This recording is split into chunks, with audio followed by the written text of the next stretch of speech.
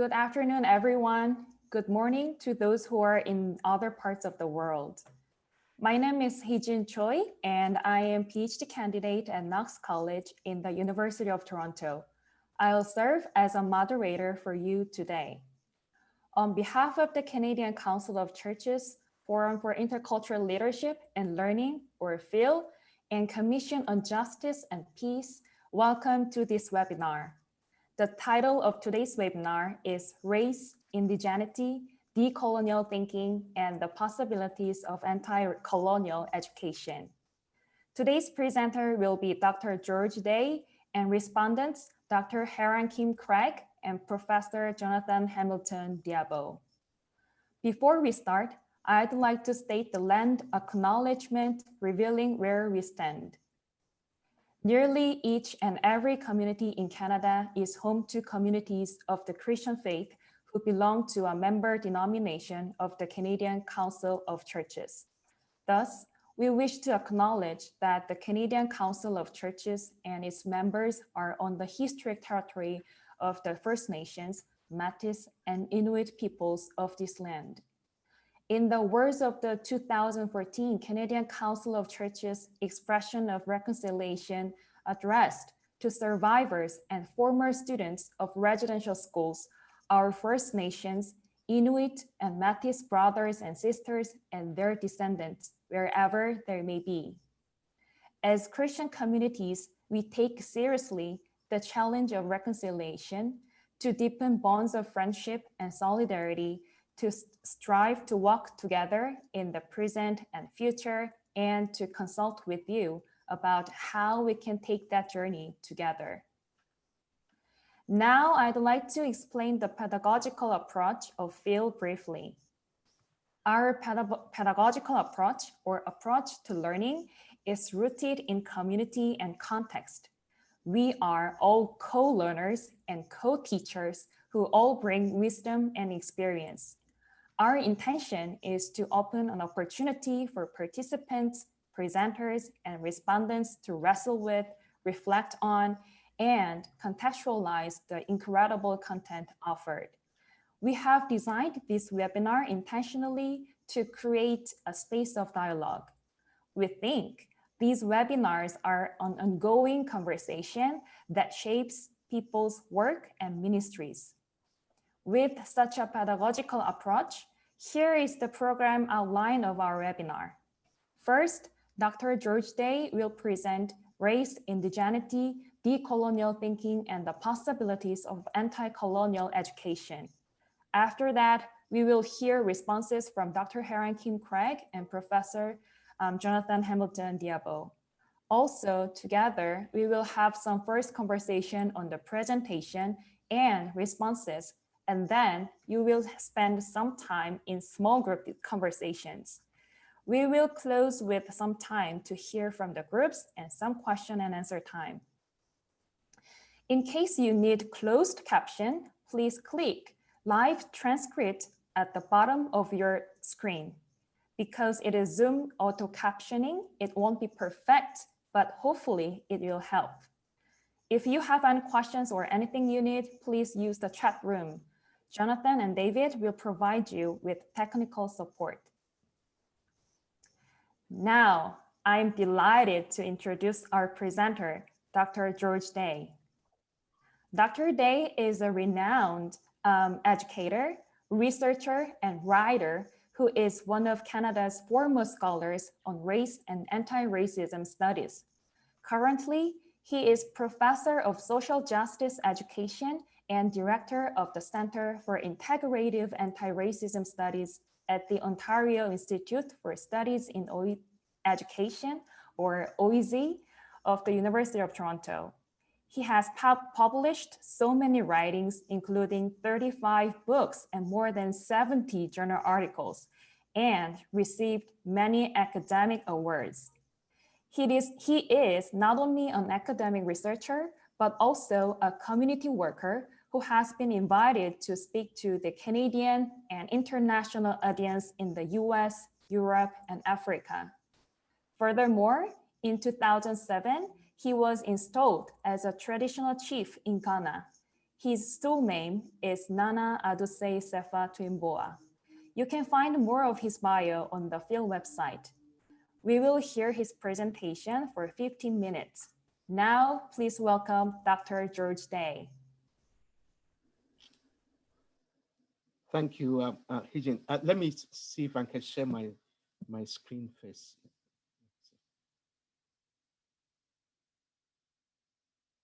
Can people see the screen? I can see you.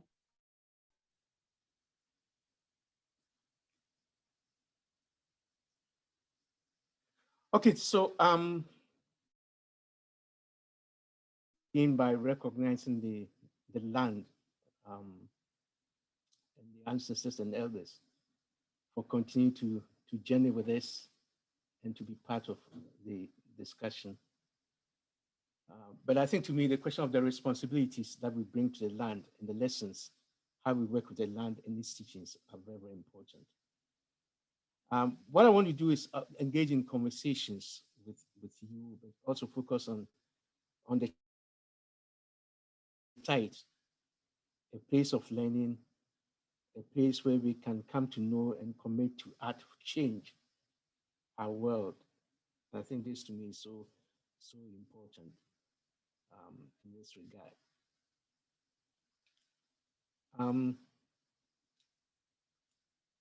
There's no doubt that the church has and can still be a historic partner in anti-colonial work, particularly when we look at what is happening now, when mobilizations around white grievances and the vicious backlash when we talk of anti-racist education. But not only that, there's a whole evocation of the cancel culture, which in many ways is privileging culture wars over the fight for racial justice and equity. So just some words of wisdom. And here, one of my students in a paper that she wrote to me was very, very important. When Margaret Brigham went in a course on Frantz Fanon, she talks about, quote, "It's not important that everyone agrees with Fanon. It's important that Fanon's work gives us the pedagogical foundation to interrogate, to decolonize and reconstruct our supposed beliefs and our supposed normalities," unquote. I think the point here is that people don't have to agree with everything that I have to say, but I want people to work with the pedagogy of what I'm talking about. So how it offers a pedagogical foundation for us to interrogate and decolonize our own practices and our beliefs. And this is where the power of coming to know and knowing differently is very, very important. I always insisted on this point that we know the world differently from where we are located, from where we are coming from, our histories and location, positioning us to know the world differently, and this is very, very important. I think also by way of words of wisdom, in recognizing that churches like schools are microcosm of the wider society, we need to be hyper vigilant, right? Hyper vigilant or hyper cognizant in pursuing a very community approach, a community-based approach that talks about our collective responsibilities in addressing, challenging, and disrupting or dismantling the issues that we want to talk about. And that means that depending on one's sphere of influence, move to the next slide then.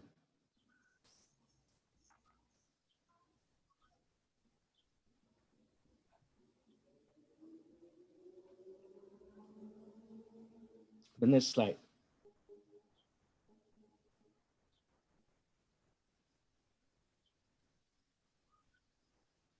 So, okay, just to map the terrain of what I'm going to be talking about, I want to give a brief history and context. And here, I think an important episteme is very, very important. And I think we could say Jesus was woke then. And here I find the quote by John Fugelsang, very, very important, when he talks about Jesus was a radical, non-violent revolutionary who hung around with leopards, hookers, and crooks. Wasn't American and never spoke English, was anti-wealth, anti-death penalty, anti-public prayer, but never anti-gay, never mentioned abortion or birth control, never called the poor lazy, never justified torture, never fought for tax cuts for the wealthiest Nazarenes, never asked a leper for a co-pay, and was a long-haired, brown-skinned, homeless community organizer in Middle Eastern Jew, as John Fugger's son says. Next slide, please.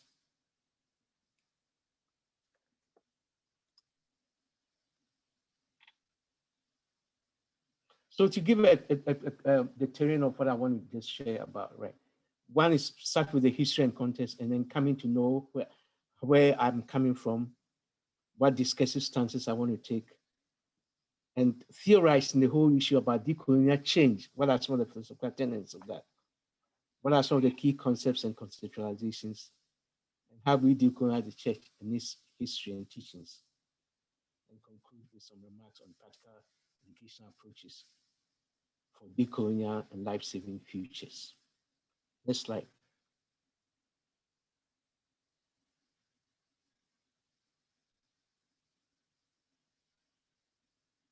So in terms of history and context, particularly on question of racism, anti-Black racism, and the Canadian landscape, there is no doubt that I think we can talk about a long history of what we could call the pandemic of oppressions. And here I'm talking about anti-Black racism, anti-Indigenous racisms that have been enacted institutionally in Canada when we look at the course, the justice system, the educational system, the health, the employment, the housing, immigration, and settlements.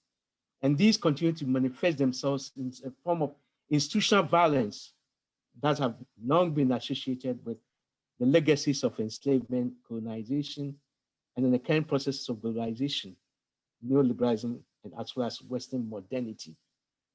And all these issues compound to affect the lives of Black, Indigenous, and racialized peoples.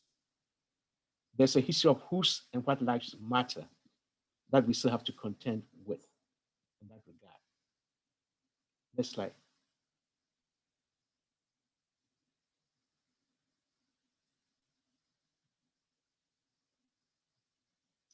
So if we were to give us some examples of this, we see it in terms of Indigenous genocide, residential schools, immigration exclusions and erasures of Black presence, Black contributions in African Canadian history, state denial of systemic racism, racism in schooling, Black criminalization, even the public responses and reaction to Black Lives Matter, and the stereotypes that sometimes we attach to Black and Indigenous activism and radical politics. Even the absence of any official policy on enslavement and the denial of reparations. This all gives some concrete examples of what we need to contend with as we talk about these issues about decolonization. Next slide.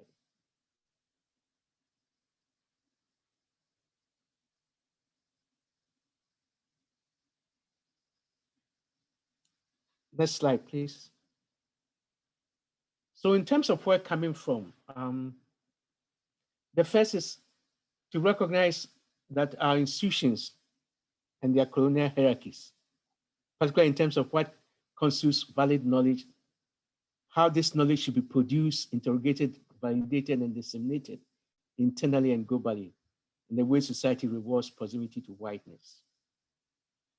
Also, for certain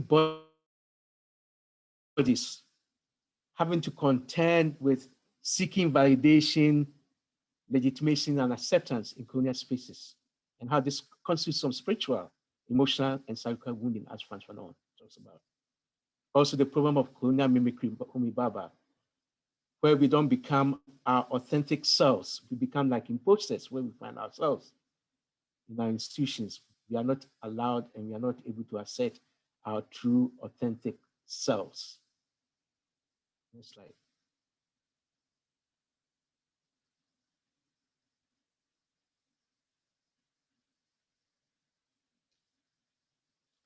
I'm also coming at it in terms of our commitment to fight race and global justice. And we see it in terms of those who are willing to learn and even to learn from our mistakes, and those who are steadfastly digging in terms of their reprisals and the denials. And this is very, very important. I think just yesterday we saw with, for example, with some of the evangelical churches, right? We saw the whole question of the tension between the moderates and the conservatives, right? So you see the moderates who are willing to try and learn from mistakes, and then the conservatives who are digging in, and they dig in terms of the whole refusal to talk about race and racism, the denial of critical race theory as you see in the States, for example. And we see it play out in terms of even the evangelical church and its leadership, this tension. Right? But we also see it in terms of ongoing realities of Black Indigenous dehumanization. Recently, we learned about the mass graves of 215 Indigenous children. They went to school to learn and never came home, right? And the church complicities in this. Also, we learned from the story of the 81-year-old first British Columbia Supreme Court judge, right, who was handcuffed because he fit the description of a Black man in the Bay Area. Right? And then we also see it in terms of even when we look at something that we are all dealing with today in terms of the COVID-19 and how it reveals some of the deep schisms in our society. Not only the race and health disparities that we all know of, but also in terms of the vaccine apartheid and vaccine nationalism, as others have talked about. So the global north has 86% of the vaccine, and the global south 3%, as the statistics tell us. And this is something that we have to contend with and deal with. And what is our responsibilities in bringing these conversations to the table? Next slide.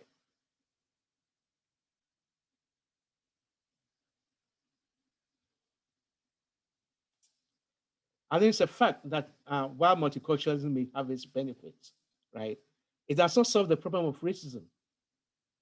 And it doesn't solve the problem of racism, which is a socially constructed racial hierarchy supported by institutional power that privilege dominant groups. And this is why there is that imperative for us to unravel and subvert the particularities of knowledge that sometimes masquerade as universal. And we see it particularly in terms of where Western dominant frames of analysis and the imposition of colonial systems of knowing, as Olutoba Oju recently talked about. I think we need to connect our identities and connect them to knowledge production as a form of anti-colonial practice, as I'll be speaking about in this regard. Next slide.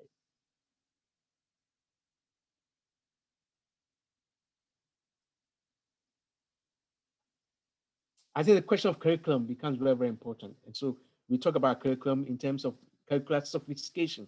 And it's not just the schools, but even the church's curriculum, right? How do we speak about the absences, the negations, and the erasures if you really want to teach to transform, as Bell Hooks talks about? And it's very, very important in this regard that we define the curriculum, whether it's the school curriculum, whether it's the church curriculum, we define it very, very broadly as a breathing document, something that has to move with the times. That is also a path. It gives us a path to follow. And that is also power saturated. What constitutes the curriculum of the church, how it is constructed. These are all questions of power and how they constitute libraries and literacies of knowledge and be able to engage this in a very fundamental way to transform our institutions, including the church. Next slide.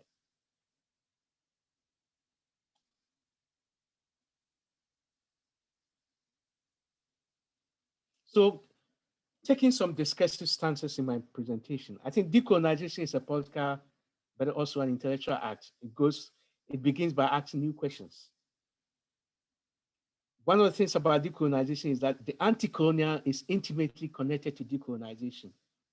And by extension, decolonization cannot happen solely through Western science scholarship. Decolonization cannot happen solely through Western knowledge.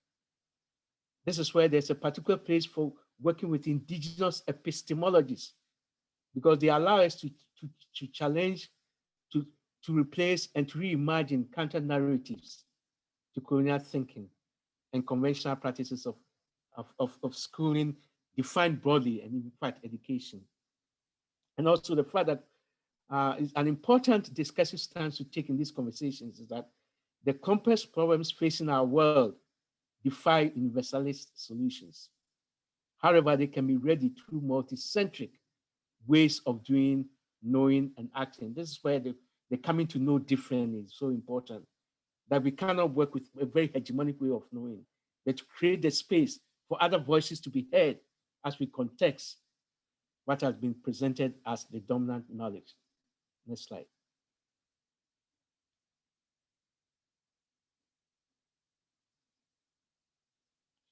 So theorizing decolonizing change or decolonial change, three philosophical tenets become very, very important. And briefly, one is the notion of multicentricity that I'm raising, recognizing the multiple cultural fronts of knowledge that we all bring to the table as a way to challenge the universalization of particular knowledge. The second is this idea of indigeneity, engaging in indigenous and non-Western concepts, philosophies of knowing, the ethics, the values, the social norms of coming to know as a learner, whether you are a church member or you're a learner in the school system. Next slide.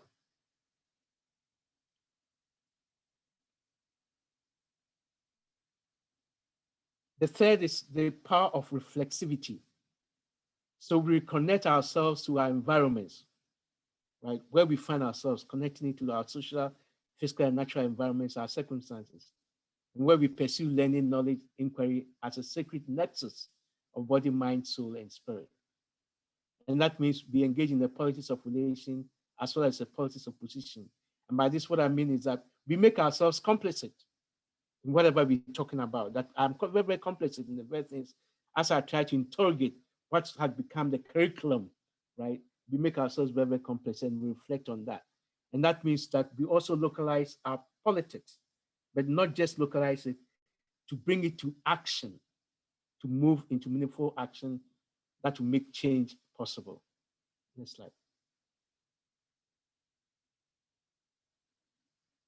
Then the question of embodied knowing. I think bodies matter, right? Representation and knowledge. Because we all come from particular places, as Hall talked about, we all speak from a particular history, from a particular context, culture, and experience. This is very, very important. So bodies matter. But also identity as about representation. Recently, Stacey Abrahams talks about, and we've all said this, but she put it very powerfully for me when she said, one cannot be what one cannot see. So how we address the question of representation, and also the power of visuality and the visual landscapes. Whose pictures get to hang on the walls? How do we portray Jesus Christ in our church, right? And they all speak about the power of visuality, right? And how we address these questions of Blacknesses and Indigenities within our institutions, including our churches. Next slide.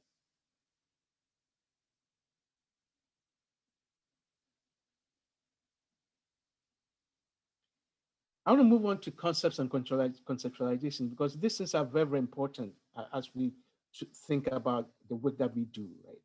One is one concept that I think we need to engage is the concept of modernity, right? Which speaks about this rational human existence.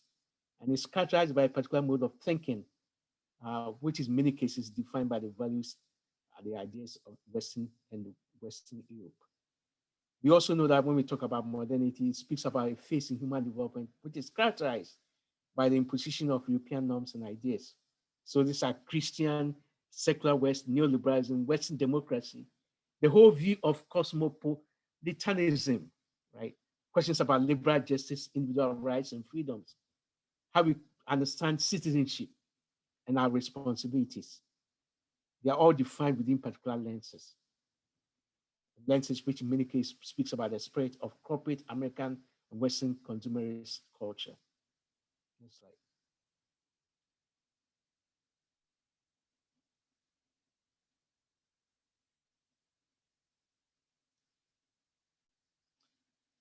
One of the things about modernity is also, it speaks the way what Walter Mignolo a long time ago talked about, the colonial modernity dialectic, how they help to suppress the ontologies and epistemologies of Black, African, Indigenous, racialized, colonized peoples, universalizing the white, Western liberal subject as representative of all humanity. And through time, we see this modernity and coloniality tandem as helping to, or working to negate, to disavow and distort, and in fact, even deny the knowledges, the subjectivities, the world senses, and the life visions of other peoples, as Miguel talked about. And in particular, Western modernity has been marked by a particular race thinking, which has functioned to change the rules of reason, the standards of logic and rationality. So example would be white logic, white authority, control, and credibility, right? That we give certain credibility, certain authority to a particular subject as the knower of the known. Next slide.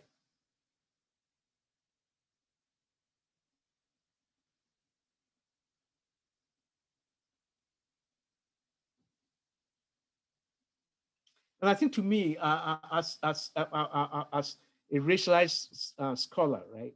I think I follow Spivak's point about the power of subalterity, and to insist that there's a special role and place for the subaltern as a strategic, intellectual, and political project of, say, a Black, African, Indigenous, and racialized body to call into question the dominant macro narratives of Western modernity. And that is, it means for me then to be able to offer a grammar of Black and Indigenous futurity, where the past, the present, and the future are intertwined. So the church has to take its past, its present, and the future forward as something which is intertwined as we strive to build a living or to create a new future, where the present is in conversation with the lessons of the past, as Kant talks about. Next slide.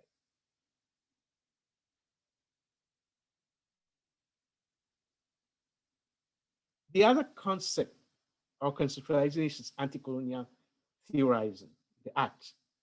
And to me, the anti-colonial theorizing speaks not just about definitions in and of itself. It is rather an explanation of relationships and the way power is exercised, right? In this case, then, act, the anti-colonial becomes a tool, a critical tool, as Foucault talks about, a tool to rummage, to work with, rather than a normative statement. It's a tool. It helps us to interrogate how bodies, our knowledges, our experiences, our histories are positioned in a very hierarchical way and in relationships. For example, in this case, the school defined broadly is not a neutral space. The church is not a neutral space. There are implications of what is internalized and what becomes a learned disposition, right?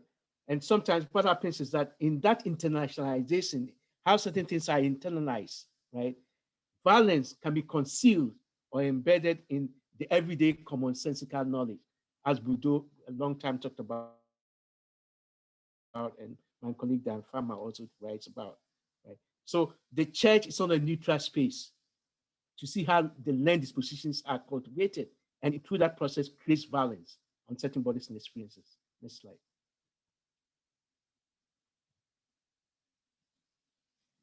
Also, the art should be seen as a mechanism that speaks to a couple of things. One is how the colonial and recolonial relations have implications for three things. One is the processes we come to know, knowledge production.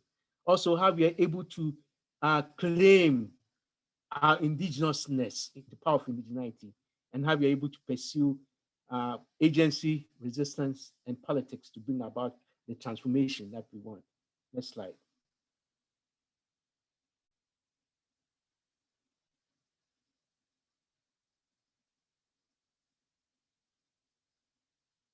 The colonial in this sense is understood not simply in terms of foreign and alien, but as anything which is imposed and dominating, right? And this is a very powerful understanding that the colonial cannot just be something which is simply foreign and alien. It's anything that is imposed and dominating. So where, for example, gender, class, sexuality becomes ways of imposition, right? We also bring a transhistorical discursive analysis to pre-colonial relations. So the discourse of coloniality will speak about these colonial relations are unending. It's not something in the past. They are still continuing today. They happen in multiple spaces and geographies, on multiple lands, and there's the importance of subverting that periodization of colonial histories that, well, this is the past, this is the present, this is the future. They are intertwined, and so we need to avoid this periodization and we look at ongoing coloniality, how the past is revisited in the present and sometimes is projected into the future. Also, the coloniality of power, which speaks about the power of the imperial power, which is beyond that of the agency of the subordinated. We all talk about in this Fanon conception about we all have power to change our circumstances, right? All church members have the power to change their circumstances. But we also have to talk about the power of the colonial dominant, that power is different in many ways because it does set the agenda, it sets the rules of engagement, and we need to be able to engage that in that multiple sense. And also the central place of spirituality and spiritual ontologies in how we theorize colonial and anti-colonial relations. Next slide.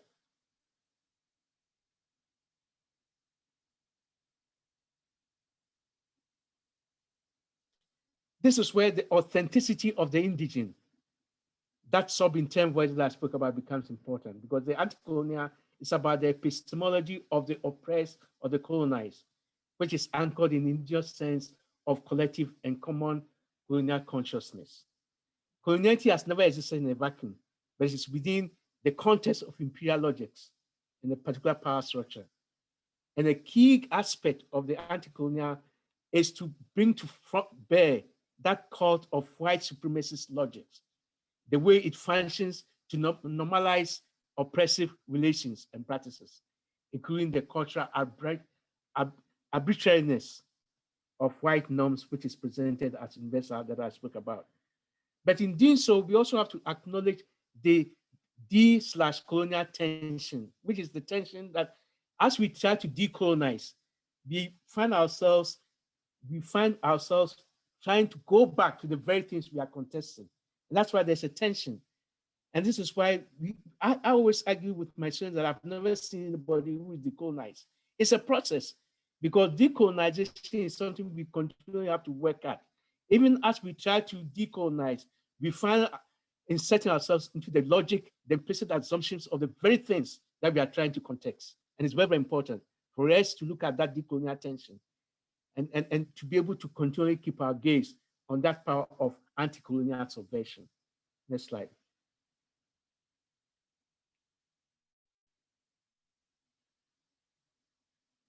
The third concept is the question of indigeneity, which I've been speaking about. And this speaks about the question of the land. And to take the land as more than a physical space.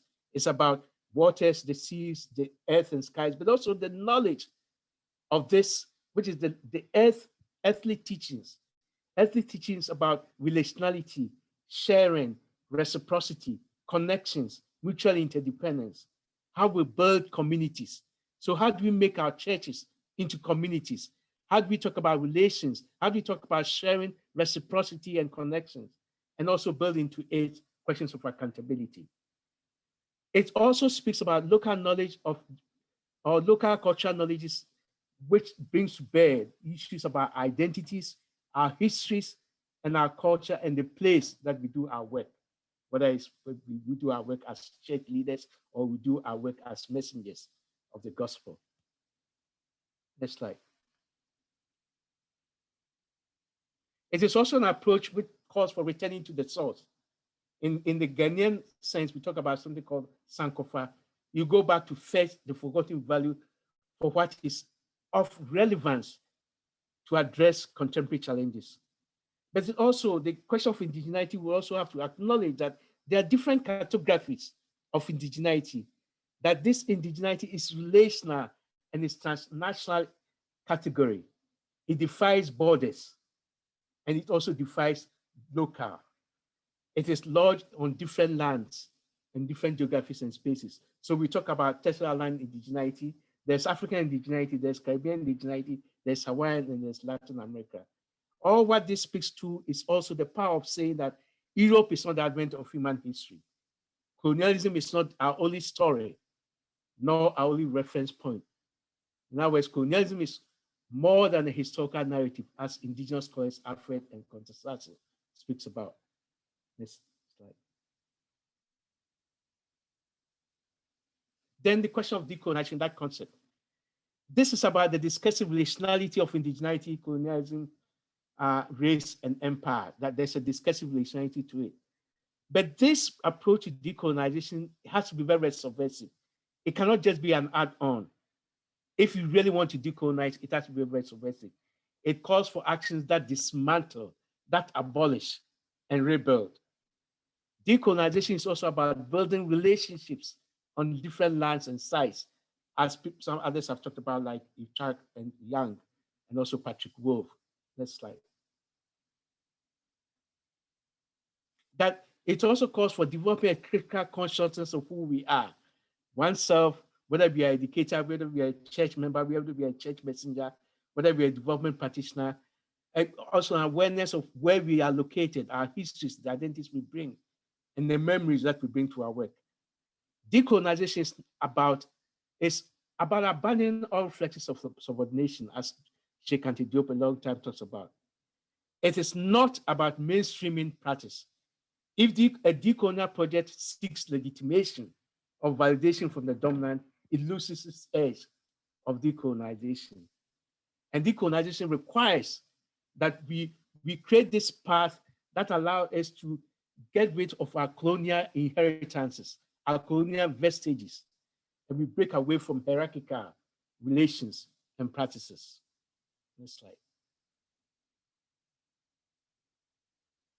In the tertiary land sense, when people talk about decolonization, they talk about the question of rematriation of land, addressing the violence of removing Black indigenous people from their lands as a project that will relinquish settler futurities through land back movements. And that's, you see this movement that talk about give back the land. It's in a very powerful sense of understanding what the land means to a people, and when they are dispossessed of it, what they lose from that.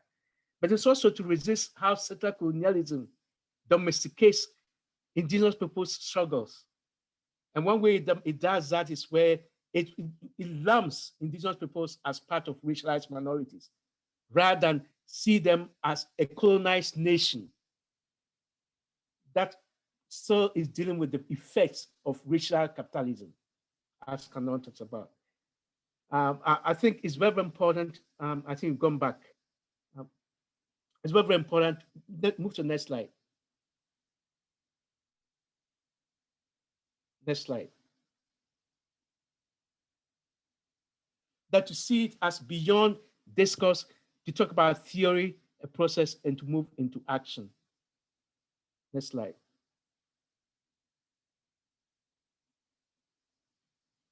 I think when you bring it to the work that we do, it's not just simply de-Westernization, but it's a total reassertion of local communities at the center of knowledge discovery, interrogation, validation, and dissemination as society talks about. And lastly, that decolonization calls for an authentic commitment to an anti-colonial project. In other words, decolonization becomes a path and the anti-colonial is an end. Decolonization is a process, it's a path to an end, and that end is an anti-colonial end. Next slide. Here, I want to connect these questions of race, Blackness, indigeneity, and the decolonial that I've been talking about. I think when we look at it in terms of this connection, we have to speak about the speciality of Blacknesses in the sense that it reveals how anti-racism or anti-Black racism transcends particular geographies, borders, and lands. And it's very, very important to work with the ontologies, how racialized Black indigenous peoples understand these oppressions about anti-Blackness, anti-Black racism, in order to pursue a radical politics for new futures. It also calls for understanding the specificity of anti-Black racism and anti-Blackness as rooted in slavery, colonialism, and the denial of the Black humanhood. Next slide. It's also learning about Blackness and indigeneity in radical relationality. In other words, to speak about land dispossessions, land dislocations, and the intersectionalities of bodies and labor on different lands. It also calls for a discussion of settler colonialism that engages the question of African indigeneity, because Black and African bodies have been critical and crucial to the settler colonial nation building project, as people like Tiffany King, Maynard speak about, that Black bodies have been racially subordinated to the white national citizenship project, just as indigenous lands have been taken to further those goals. So settler colonialism must be seen as a practice that also domesticates Black struggles within an anti-racist rather than anti-colonial framework. We need to move from an understanding of settler colonialism that is structured within an anti-racist framework into an anti-colonial framework, which is to say that we bring a critical analysis to the containment of anti-Blackness within a domesticated anti-racist perspective and move it to a framework which looks at the settler state itself, how it works to appropriate bodies, dispossess lands, and use lands and bodies to serve its aims and goals. Next slide.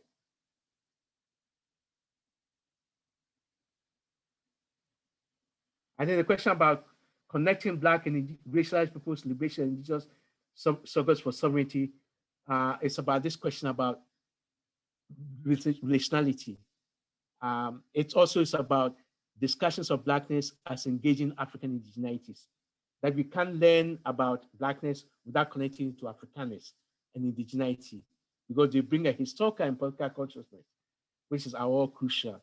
It also calls for sometimes also to focus on, we cannot just speak about Blackness in terms of simply the violences, but to speak about it in terms of trauma-free Blackness, as Blake talks about, which means to pay attention to aspects of Black life, which is about joy, happiness, not just about the pain, the suffering.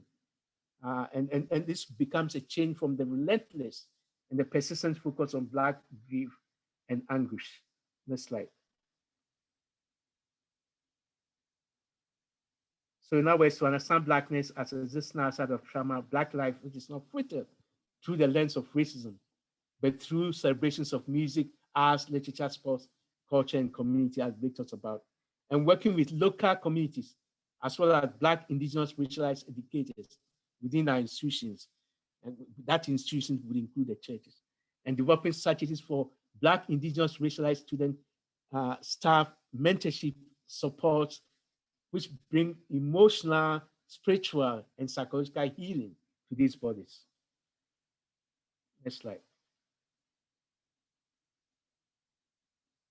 So what am I leading to with this? I'm leading to how the question of decolonization is so important for the church. So the question of decolonizing the church and its history. First of all, I think Christianity ought to recognize all the crimes that have been committed in its name, from colonialism to the brutal punishment of the so-called Holy Inquisition. Secondly, the church continues to be implicated in immoral projects. We look at it in terms of missionaries, persecution of LGBT communities in their name. We also have to look at the tensions and the violence that have been brought by the church and later ingrained in communities and nations that historically recognize trans, non-binary, two-spirit peoples. The church needs to rectify its position with regards to these communities and to find a way to restore peace and justice. Next slide. I think Christianity can reclaim the revolutionary message of its prophet, Jesus, the episteme text that I quoted at the beginning, that Jesus was woke even then, and Christianity has to reclaim that. It also has to recognize the literous Christianity of whiteness from Jesus, his visual representation. When I talk about the speciality of visuality, right? How Jesus Christ is presented in a particular image, the white image, the representation of God themselves. Decolonizing the church cannot occur without integrating its iconography. That's what I'm speaking about. There's also a core relationship between white evangelical Protestants and racist attitudes. And this has been identified. We see it in the QAnon, right? Spreading among evangelicals. In fact, there's a quote by Leo, right? When he says, for example, the more racist attitudes a person holds, the more likely he or she is to identify as a white Christian. And it's so sad, right? Even for somebody to say this means there's a problem that needs to be addressed. Next slide. Others have also worked on developing biblical approaches to anti-racism, and we need to continue that path. In other words, as Christian churches look to understand and confront racism, We can build on the body of Christ by spreading the truth in love. The history of the United States must be examined and owned by the church so that we can address the past, the current practices of racism that go against the very scriptures we are called to follow, as Gonzalo talks about in the case of the US. I think we talk about it also the case of Canada, right? That we have to look at the history.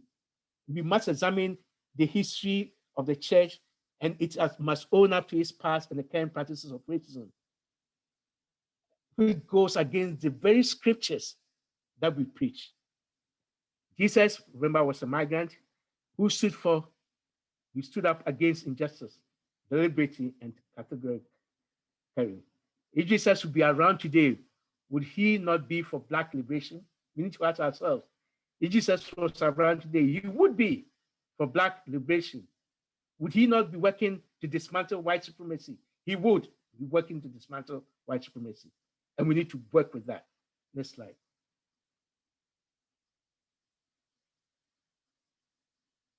So what are some of the practical educational approaches and implications for decolonial life-saving futures? I think it's very important that the church develops a deep commitment, both financial and logistical, to support race, equity, two-spilled LGBTQ+ communities, to work to fight anti-Indigenous, anti-Black racism, to promote anti-Indigenous, anti-Black racism initiatives within its institutional settings. They must have a plan in place, set specific timelines and targets with lines of accountability to ensure that this race equity measures are pursued. It also calls for a critical examination of the church, its religious and spiritual teachings, and its curriculum practices to understand and uncover colonizing practices that are grounded in colonial histories. Next slide.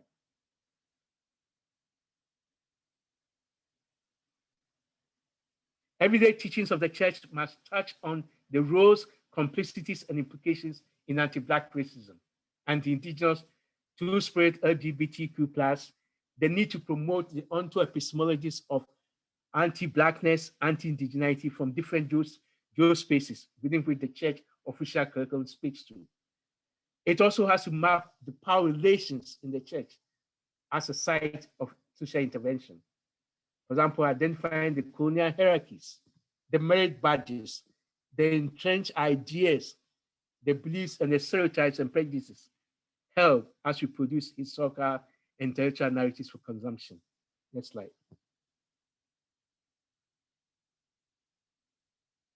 In preparing these future young leaders of the church, the goal must be to prepare these leaders to acknowledge, name, and respond to race and anti-Black racism, to respond to white supremacy, to interrogate and subvert racist and colonial narratives. On the question of knowledge and representation in the religious curriculum and pedagogies and the use of text, I think the church needs to situate questions of race, indigeneity, and colonialism in everyday knowledge producing, raising questions about the absences, the omissions, the negations, and the denials, the way we use certain historical texts, and how we use it to debunk, right, Greek Roman whiteness assertions, how we use these resources, whether it's literature and historical novels, to allow our members to see themselves in their own representations. In other words, the church must speak to a larger audience, right? There are two-spirit LGBT community members who are church members, and the church has to speak to them, right? The church is not just about a particular sexuality. We have all sexualities within that. So to speak to that and how our curriculum addresses that complexities of a wider audience. Next slide.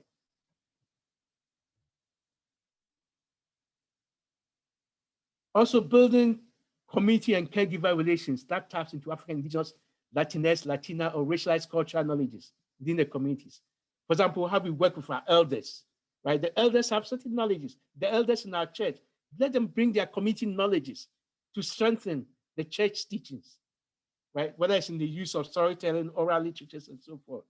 Also developing self and collective self-healing processes that allows our members to embark on personal and collective healing, on learning, as well as learning and having a space for Black, African, Indigenous, racialized youth to gather support and advocate themselves. I think the church can take leadership roles in that, all as part of pursuing life-saving futures. Also supporting Black, Indigenous, Latinx, racialized youth leadership development and social activism. In other words, rewarding social justice activism, which are more in tune with the liberation or liberatory traditions of the church. Next slide. I think, like, to conclude, one thing which is very, very clear is this: the truth holds no hostages. We have collective responsibility to develop the courage, not only to resist, but also to work to bring about change. The courage to speak race, oppression, colonization, to bring awareness of what it means to claim one's identity, to build communities, to decolonize our environments, our institutions, to always support the expressions and exhibitions of Black, Indigenous, racialized peoples to design their collective futures. Also, not every battle is worth the fight. However, we must see the church as a place of refuge, as Martin and Hanny talks about, a place for critical learning and teaching, a place for us to be, but not to be made out of it. And that was a place where we see ourselves as being on a path to subversion. So where we become subversive. I have used a word in my work with students about becoming academic warriors. We want to see church warriors, church guerrilla intellectuals who are working to dismantle colonial structures within the churches. Next slide. I think we need to refuse coloniality wherever we see it. And refusing coloniality will begin by asking the question, what is religious education for? What churches do we want? And what churches are we willing to fight for? And we ask these questions with the understanding that there is the possibility of another possible. Another possible is possible. We need to bring a critical awareness of institutional negligences around anti-Black racism. That institutional awareness. Next slide. Critical awareness of institutional negligences around anti-Black racism. Right. How institutions, and when I say institutions, I'm using institutions broadly, how they can manipulate Black, Indigenous, racial excellence on their path for redemption and doing repentance, as Manu Gray talks about. And that gets into the way of true liberation. And lastly, next slide. We need to reframe global philanthropy as a specialty of reparations for human liberation. The church is into global philanthropy, which is good. But I think we need to approach it not from an imperial savior mentality. It has to go beyond altruism, benevolence, or mere acknowledgement of colonial injuries or appropriation violence. Our giving back to local communities must be in material and concrete terms that allows for the possibility of life's sustaining futures. And finally, whatever we do, we must always hold on to this search for a swahuno, which is a trilateral space. That the work we do, whether it's in critical education, whether the work that we do in the church, is to define the work as about a sanctity and the sacredness of activity, which would bring about that life-sustaining future that I spoke about. Next slide. And thank you, Asante Sana. Thank you so much, Dr. Day, for your presentation that is so rich and powerful. Thank you so much. You addressed racism and injustice against Black, Indigenous, and racialized peoples in our society, and talked about many philosophical and theoretical concepts to suggest the path to a decolonial and life-saving future. You also claimed for decolonizing the church and provided practical educational approaches. I'm so much looking forward to the further discussions on what you presented in follow-ups and Q&A to come. Thank you so much. Now we have two respondents. Our first respondent, Dr. Heran Kim Craig, is a graduate degree director and Timothy Eaton Memorial Church Associate Professor of Preaching at Emmanuel College in the University of Toronto. She is the very first Asian and racialized faculty to be a full professor in the history of Emmanuel College. Committed to an interdisciplinary approach to homiletics in practical theology, her teaching and research address a range of topics related to biblical interpretation, post-colonial theories, feminist homiletics and liturgy, migration, and decolonizing practices. Her current research is involved in the intercultural preaching. She is the author of Post-Colonial Preaching and Interdependence, as well as many books and articles. You can find more of her bio from the field website as well. Our second respondent, Professor Jonathan Hamilton Diabo, is Assistant Professor, Teaching Stream in Theology, June Colwood Professor in Social Justice, Special Advisor on Indigenous Issues at Emmanuel College. He focuses on the history and impacts of residential schools, the Truth and Reconciliation Commission and the Calls to Actions, Indigenous interactions with Christianity and the Church, and building community relationships. Also, he is the convener of the Indigenous Advisory Circle at Victoria University. Jonathan is Mohawk from Kanawake, a First Nations community outside of Montreal. Again, please refer to the website for more of his bio. Each of our respondents will have 10 minutes for the response. First, we will hear from Dr. Kim Craig. Thank you. David, can you share the screen, please? I'm really honored to be invited for this conversational webinar and sitting around the circle with Dr. Day and my colleague, Jonathan from Emmanuel College, and with you all. Thank you, Pablo, who invited me for this, David, Hijin, Jonathan Schmidt, and others who made this important gathering possible.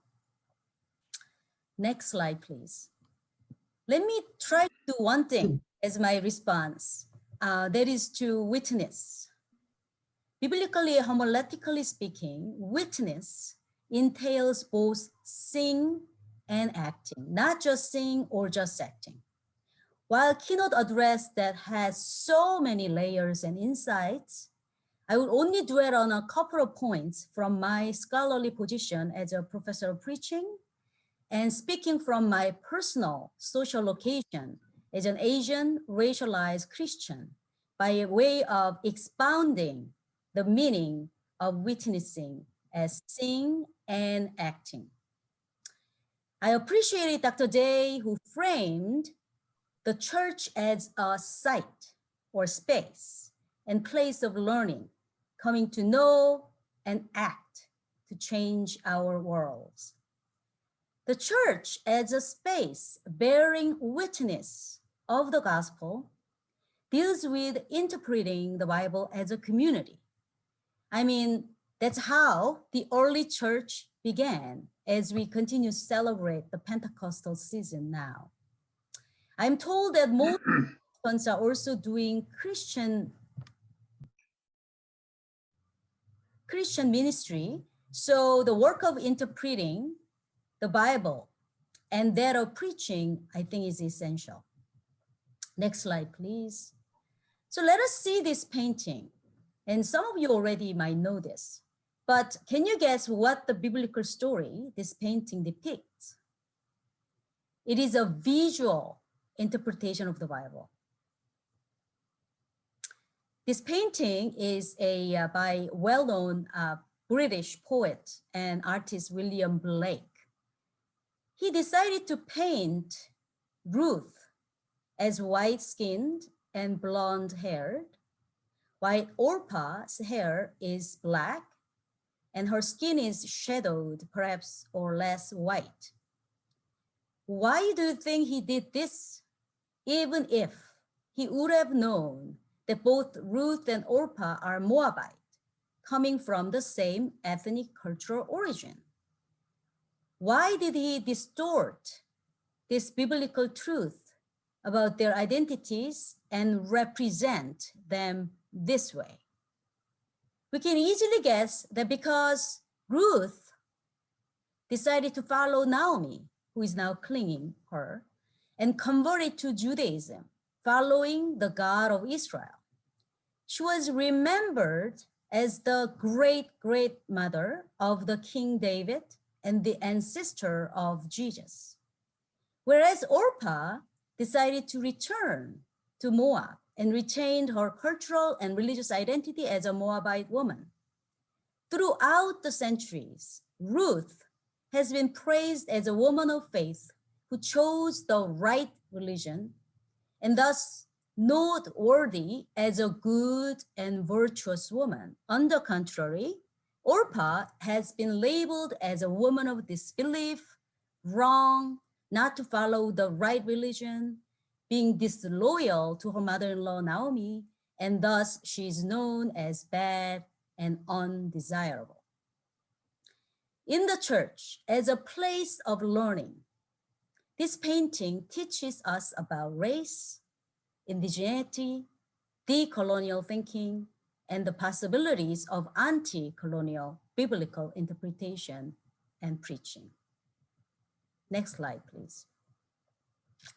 Examining this painting also addresses what Dr. Day called the power of visuality, right? As it raises a problem of representing others. This painting depicts the white gaze, that of William Blake, associated whiteness with good and non-whiteness with something bad. To behold the possibility of anti-colonial education is to behold a different gaze or to change this gaze.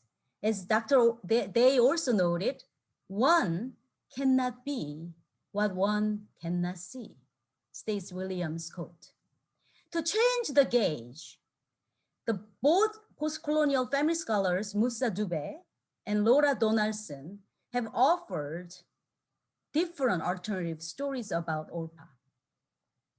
So next slide, please. So I will not have time to talk about their fantastic work, but I provide the references here so that you can look them up later. Before I move on to my second point, I would like to humbly and critically address issues that matter to Asian, racialized, gendered bodies. As a proud Korean, Canadian racialized person, I underscore that a typical form of anti-Asian racism is invisibility. I must be honest here that I felt that even that invisibility in Dr. Day's presentation. Yet, it is extremely important to uphold and highlight Asian wisdom embedded in their lived experiences, given the majority of the racialized people living in Canada who are of Asian descent, and the history of Asian migration, including the injustice toward the Chinese railroad workers, goes back even before Canada, this settler colonial state or nation, became Canada in 1876. Next slide, please. In the case of Toronto, where racialized groups are more than half of the entire population, the 3 out of 4 largest racialized groups are Asians, and they are accounted for almost 3/4, 73% of all racialized groups in Ontario, which is more than half of the total racialized group in Canada. As the COVID-19 pandemic has brutally exposed many of these Asian immigrants, especially Asian women living in greater Toronto areas who are essential workers had no other choice but work without protection or sick pay and ended up contracting the virus and spreading it to their multi-generational families living in small homes. Therefore, when we talk about race, indigeneity, decoloniality, and anti-colonial education, I think it is imperative to reveal all racialized people, including Asian people's diverse lived experiences of suffering, resilience, and resistance. And I believe their experiences should and can be immeasurably important sources to draw from when we dismantle racism and colonialism. Next slide, please. So turning to my focus on white, I appreciated Dr. Day's challenge to us as Christians who must own the idolatrous Christianity of whiteness. I agree with him that decolonizing the church cannot occur without interrogating its iconography. Theologically speaking, this interrogation must include creating different images of God beyond the white Jesus and the white old heterosexual abled male with a long beard looking at us from the sky. In other words, we cannot live in a different world if we cannot imagine that world. That's why in my book, Post-Colonial Preaching, I emphasize the role of imagination in preaching, along with that of the rehearsal of the reign of God, and called attention to the importance of place, pattern, language, and exegesis, creating a ripple effect. Next slide, please. So I believe that one image that might help decenter the image of God as a white man, maybe entertain a provocative idea that God is rice. This non-androcentric, non-anthropocentric, and non-Eurocentric view of God taps into the deep and wide reservoir of wisdom coming from my Asian cultural and ethnic tradition, especially Korean, Chinese, and Japanese knowledge and language. And this is more than a visual idea because what rice embodies, including acting, the acting of eating, growing, and sharing. So next slide, please. And this theological claim that God is rice is not my original idea. It's actually from the Japanese theologian, the late Masao Takenaka. And I need to mention my PhD student, Saya Ojiri, I think who is here as a participant, who taught me about his work. God is rice, Asian culture, and Christian faith. He, as a social ethics person and activist, made a huge contribution to the indigenization of Christianity in Japan and Asia. Next slide, please. Equally thought-provoking, a Korean intellectual and Christian activist, Kim Ji-ha, who was imprisoned for fighting for democracy under the military regime of Park Chung-hee, wrote a poem called Rice is Heaven. Here, heaven has a theological connotation. Heaven and deity in East Asian cultures mean close to the same thing. As for example, in the same of the mandate of heaven, which implies a divine sanction for a ruling dynasty to govern the people. And the very name of the God in Chinese is the Lord of Heaven. Takenaka cites this poem in his book as well, but I kind of translate it a little bit differently here. But the basic idea is same. As we cannot possess heaven alone, we should share rice with one another. As all share the light of the heavenly stars, we should share rice together. Rice is heaven. When we share rice, heaven dwells in our body. Rice is heaven. Rice matters. We should share rice with one another. When Takenaka claimed God is rice, it should not be understood literally, of course, right? God is not rice. Rather, his claim underscores that rice is an indigenous symbol of God's gift of both earthly life and eternal life for Asians.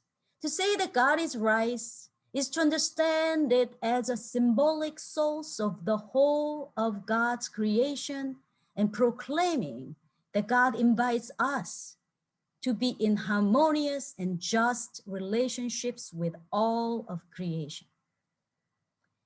Theologically speaking, the good news of God is rice emphasizes our relationships to the environment, the entire creation, as partners in action, seeking ecological justice. Next slide, please. When we witness to proclaim God is rice or heaven is rice, we commit ourselves to preach how anti-colonial education is a cultivation of communal, relational, and just work. Growing rice requires good relationships with people, strong and healthy social networks, and practices of negotiation and coalition so that the benefit of rice is shared peacefully and equitably. I think this Asian indigenous theology challenges our androcentric and anthropocentric God and invites us to go beyond the nature of God as expansive as the earth, the land itself.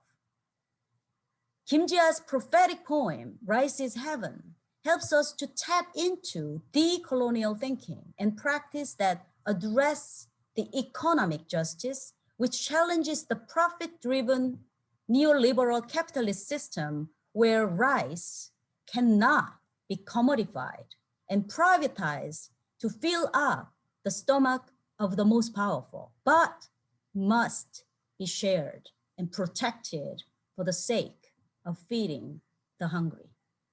Finally, this indigenous theology of God from Japan and Korea contests Eurocentric Western imperial theology and white Jesus images, while witnessing exciting possibilities of anti-colonial education when we as Asian and non-Asian Christians and others together seriously learn from and explore indigenous and subversive Asian wisdom. Thank you. Thank you, Dr. Kim Craig. Thank you so much for your response. I'm sure there's going to be a lot of interest in the Q&A to follow. Thank you. Last, we will hear from Professor Jonathan Hamilton Diabo. So please welcome him. Thank you, Sego. I am very honored today to be part of this discussion and also somewhat terrified that I had to follow two distinct people speaking ahead of me with Heiran and George, who I've both known in different capacities over the years. And so very appreciate being part of this.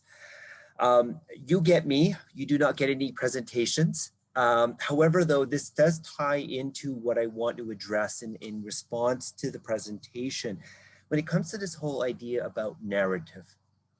So when we speak about narrative, and I want to start off with just a quote coming from a book called The Other Side of the River, which was written by Dr. Reverend Alf Dumont, who actually was a graduate of Emmanuel College back in the early 70s, and who is out west right now as an elder in one of the institutions. And this was actually about his own experiences when he talks about becoming a United Church minister, but coming in different worlds as a minister, as an Anishinaabe person, and what that meant.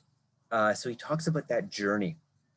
And the one thing he wrote right in the beginning, and he was actually quoting another Lakota elder, in which he writes, "My way of looking at life is not your way of looking at life.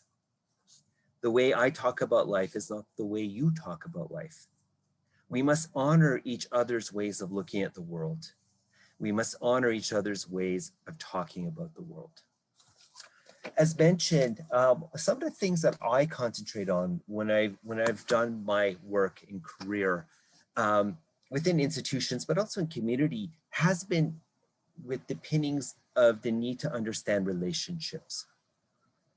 And what we see when we're talking about coloniality, when we're talking about these aspects of power, is the lack of recognition of the other voice. We always have to look back at history. When we look at history, we look at what the predominant narrative has been. Who is the one controlling the story? So by doing so, by controlling a particular story, you start putting forward narratives and imagery, as we've seen, that portrays figures that we look up to in particular ways and to help mold our thinking.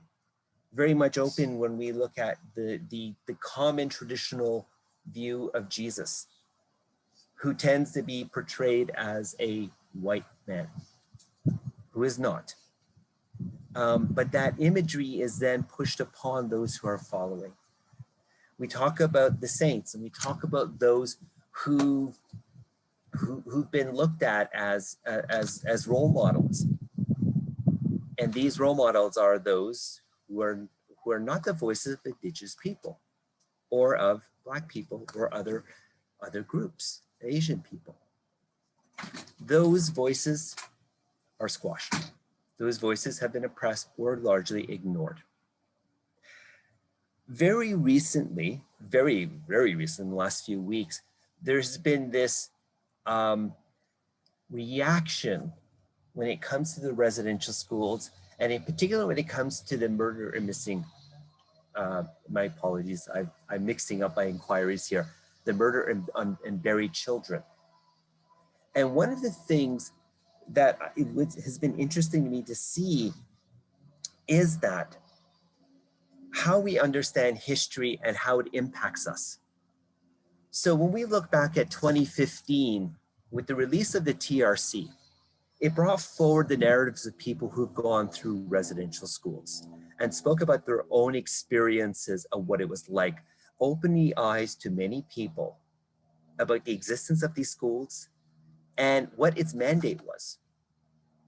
Its mandate was to eliminate Indigenous children and those traditions and those knowledges and that language. It was to get rid of the Indian, as they call in, the child, by separating them from their communities, separating them from their families. So that way they would become more like the dominant society. They would no longer be the other. They would be done away with all their histories of who they were, and to be imposed upon a new history.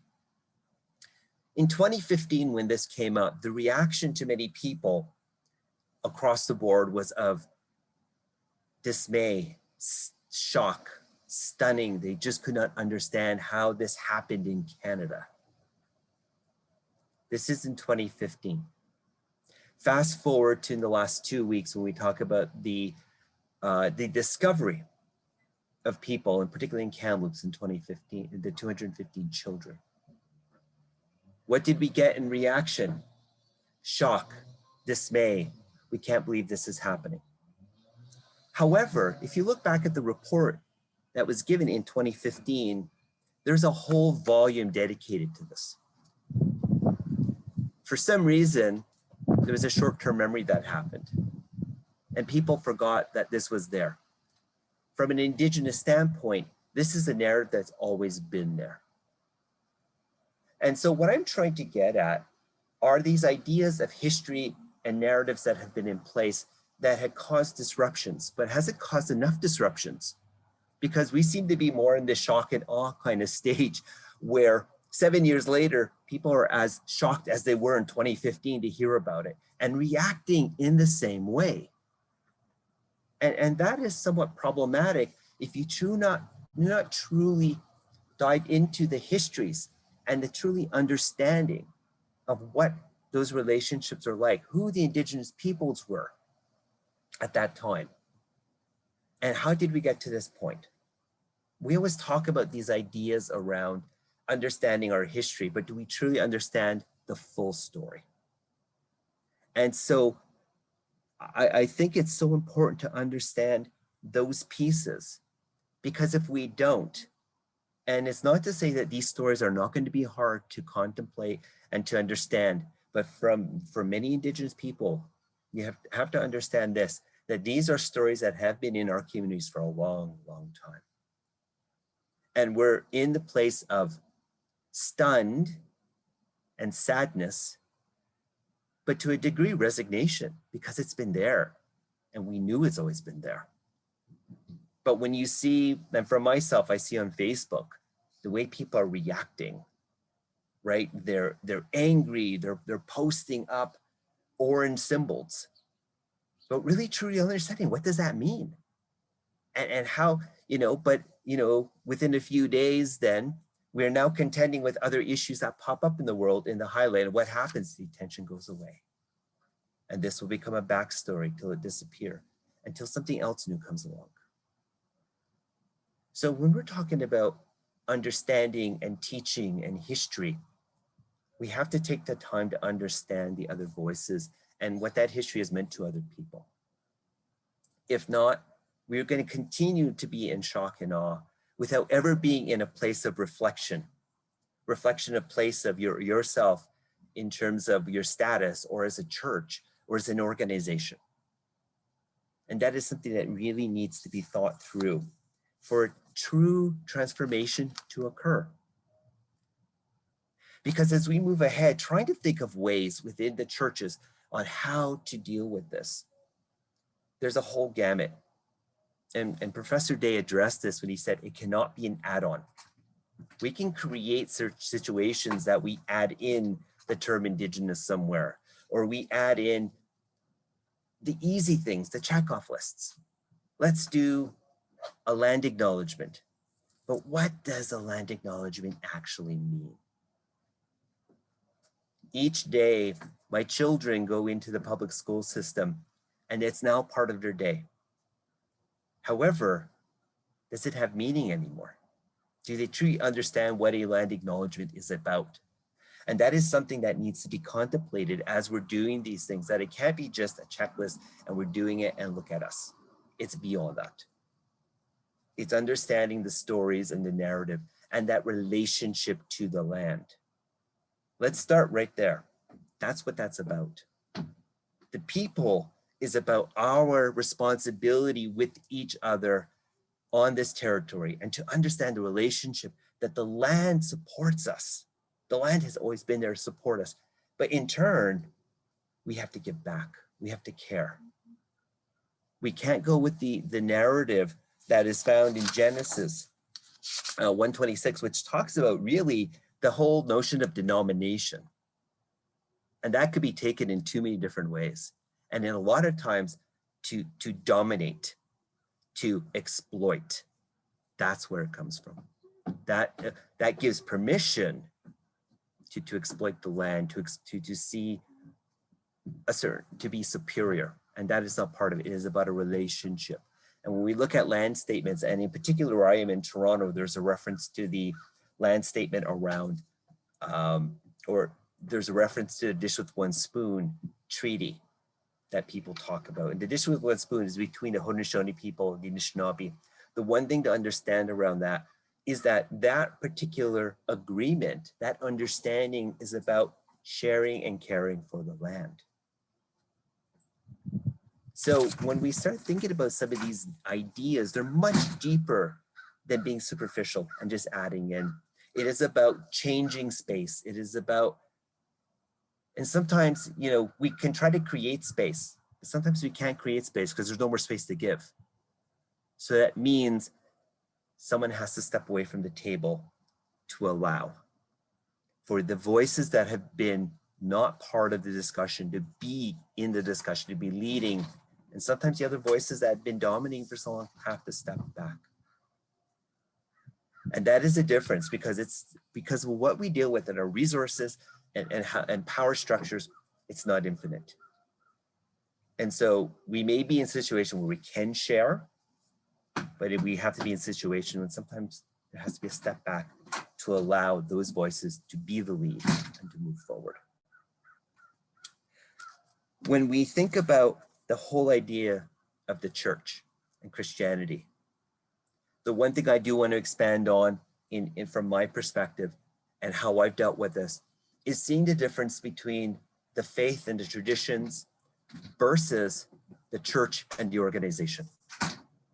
There is a difference between the messages and how people are to live with one another, to love one another, to be good to one another, versus the mechanism that put in place to control those messages. That mechanism that has been put in place, that had been instilled by humans who are imperfect and have different viewpoints, and those in power then dictate how that faith is played out. And we've seen how this happened in residential schools. We've seen these relationships. So what I want to really encourage and think about when we talk about inclusion is that we are educating people around the truth. And what is the truth? And those are the histories. But I also do want to also say that this teaching and this way should not only be for those who want to learn, but also for people who are present in those positions. Very much like Hayran, I'm the only Indigenous professor. I'm the first professor within the Toronto Private School of Theology, not just Emmanuel College. The first named professor at Victoria University. And I've been there for 2 years, but I have a long relationship with the University of Toronto and a lot of my work. And there's so much to be done. And so there's much to discuss and much to discuss in this case.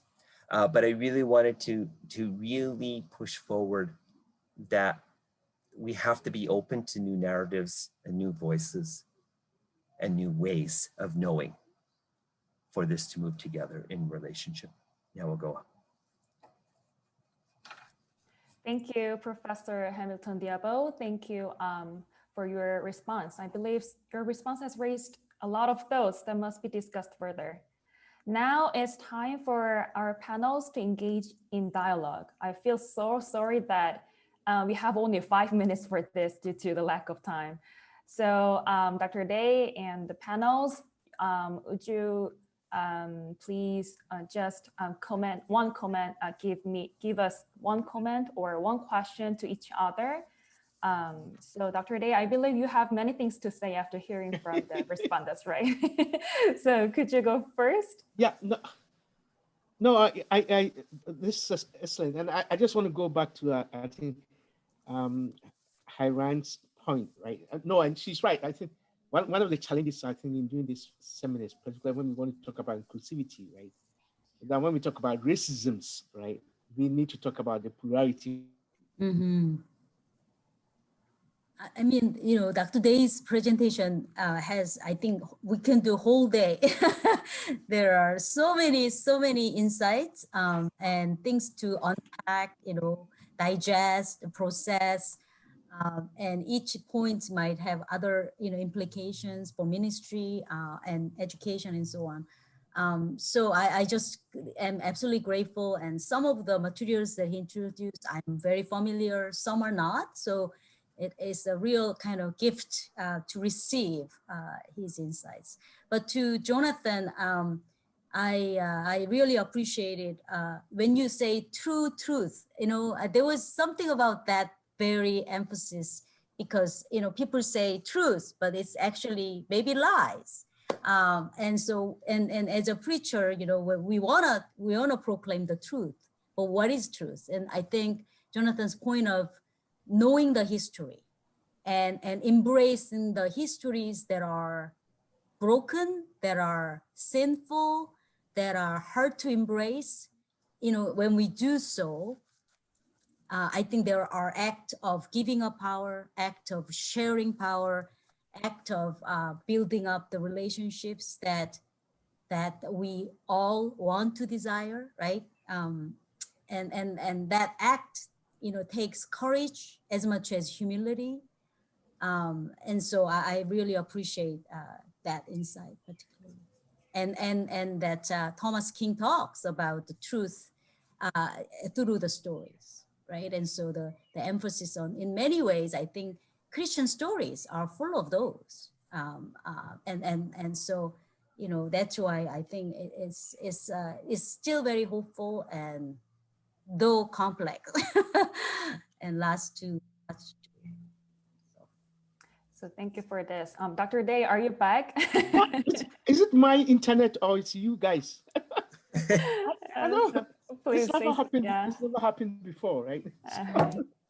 Okay, so no, I was commenting on I think Iran's point, and I agree with her. I think there's the challenge of how we talk about these racisms, right? Let's speak to that. And I think, yes, to me, when I talk of the racialized, I'm alluding to that sense. That she's right in pointing out that I think the specificities of these experiences, right, are very important. I mean, I like the notion about Jesus and rights, right? I think the point about that is the metaphor of that, right?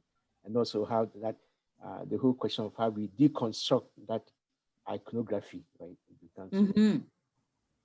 I just wanted to comment also on Jonathan. I think Jonathan, yeah, I think history, right? History is so central to how we speak about these experiences, right? I think the question about who constructs the history we're talking about, what are the missing voices in that history, and how even history is taught in a way that is so partial and limiting, right? That's not allow for a complete engagement of the complexities of the conversations that we are dealing with. And the last point I want to make, which I didn't get, but to me, this is one point, and it has to do with, you see, and I think this is where I'm coming from. There's a lot of passion, and rightly so, in spreading the gospel, right? There's a lot of passion in spreading the gospel, and I think that's so important, because I think it's a message of the gospel that is so important. But I'm just also calling for the same passion to be brought in addressing these issues about anti-Asian racism, anti-Black racism, anti-Indigenous racism. Let's bring the same passion to that. Because when we see what is happening in the States, right, that we have these evangelicals, right, having that passion, right, talking about, well, I mean, they present this discourse about critical race theory as if that is actually going to lead to the demise of our world. When actually what we're talking about, building life-sustaining communities, that doesn't sweep anything under the carpet, right? And I think it's so important that I think the church's voice on that becomes so profound. In that. Yes, very much so. Yeah, thank you for that. Jonathan, do you have something? Oh, I'm sure I have a lot to say, but I'm gonna just 1 minute. And so I so wish we were in the same room. That'd be part of it. I enjoy this, but being in the same room too, right? The engagement part. Yes. I do want to recognize, and something that really stuck with me that Hiran said too was about this notion of invisibility. So sometimes, and this has happened for many years for Indigenous people as well, but as well, we have to be careful when we're kind of naming racism and talking about social justice, that we start categorizing about who's got it worse or not, because we tend to try to do a comparative. And that is so unfair to do, and just from my end, just not right, because it is about truly understanding those storylines and those contexts. And that I can't speak for, in addition, within the Indigenous community, I don't speak for all Indigenous people. No. I can't, right? I can talk about from my own experience of being a person from Ganawage, but living in Toronto for many years. And the things that I grew up with, my own experiences with the church itself, my own experiences within community, my own experiences with government. And there's things that I've learned along the way from our knowledge keepers and from others as I am able to hear. But it's never about a measuring stick either. So we have to understand that although there's so many commonalities as well of what we're all addressing, that these stories are unique even within our own cultures, within our own nationalities, our own nations. So we just can't assume that we are representing the voice.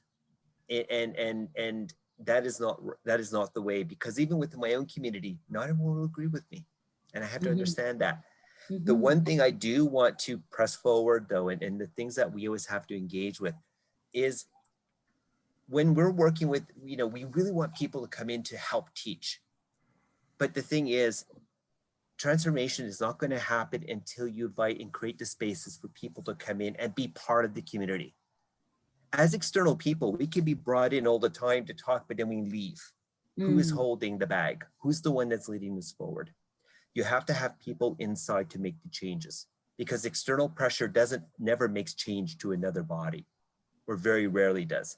The change happens internal. And therefore, being at a place like Emmanuel, we can help push change from within, but we have to understand kind of the nuances as well. And to understand people who are in these positions also are always on a tightrope, always mediating between the needs of the community that they're part of, or the communities that are part of, and the university communities in our cases, or the church communities, and that the priorities aren't always the same. And so we're always in this constant mode of mediation. And to understand those pieces as well. I told you I had a lot to say, so I'm going to stop right now. Thank you. You want to hear more from the panels, but I feel sorry that our time is limited. I think there is so much already on the table to explore further about. Thank you to panels. Thank you. Now we are shifting our gears to the small group discussions. We have 2 questions for the discussion. So questions are here. What was a moment of insight or learning from the presenter and panelists? What can you, your local church community or national church do differently to move away from colonial approaches to religious education and formation? So please remember that the webinar recording will be edited and final video will not include your group discussion. So feel free to engage in the discussion, please. The message will appear on your screen, so please click it to join the small groups rooms. Our panels, Dr. George Day, Dr. Kim Craig, and Professor Hamilton Diabo, please do not click the link so you can stay in the main room. Thank you. Okay, participants. I'm sure that you all would share insights for our church's future, and you would have great time in group discussions, I'm sure that. Due to our limited time, please use the chat room for report back, like highlights, insights, or questions are welcome. Now we are at the end of today's webinar. Once again, Dr. George Day, Dr. Heron Kim Craig, and Professor Jonathan Hamilton Diabo, I thank you for offering critical points that our churches should ponder, think about, and talk about. Thank you, Jonathan Schmidt and David, for your technical support that made our webinar run smoothly. Thank you. I also thank you, all participants, for being here and engaging in discussions today. The recording of today's webinar will be available shortly. You can also view the recordings of past webinars at interculturalleadership.ca. We are offering these webinars for free and accessible to many as possible through the support of individuals. If you are able, please consider a donation. You can donate through our website, or after the webinar, we will send instructions on how you can donate.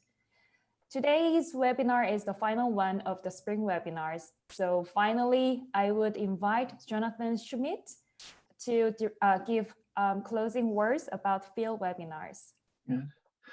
You know, when voices are heard and when those voices challenge us, we have no way of knowing what's going to happen and how we're going to be changed. And these webinars have been an incredible experience, a privilege to be part of. The number of different voices and people that went into putting these together and who were heard. You know, they started, we have a 5-day program in person, and boy, do I look forward to being in person again. But the idea with these webinars were simply to bring them together, to build community, for them to support each other. And then we didn't know that COVID was going to happen. And so these webinars became something very different. And I see on the list of participants, people who've been part of our in-person programs, but also people from all around the world.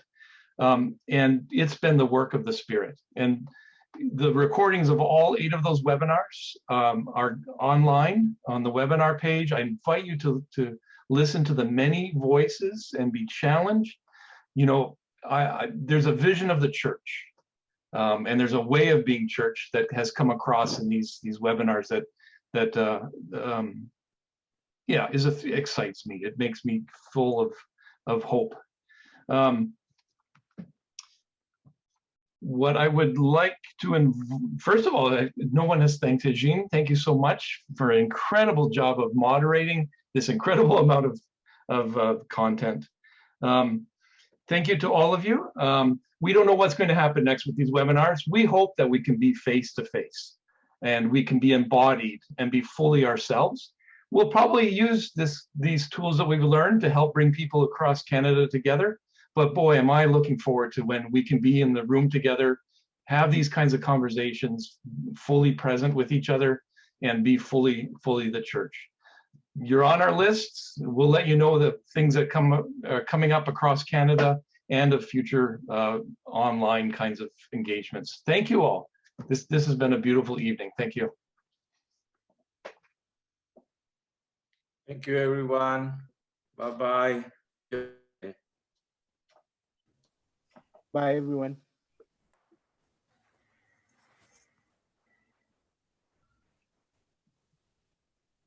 Thanks. Bye.